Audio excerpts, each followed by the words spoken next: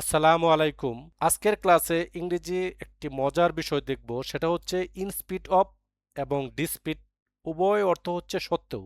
সেন্টেন্সে ব্যবহারের ক্ষেত্রে এই দুটির মধ্যে কিন্তু পার্থক্য আছে। পার্থক্যটা হচ্ছে ইন স্পিড অফ এরপরে অবশ্যই ইন স্পিড এরপরে অবশ্যই, কারণ এটি সম্পূর্ণ একটা কি ফ্রেজ।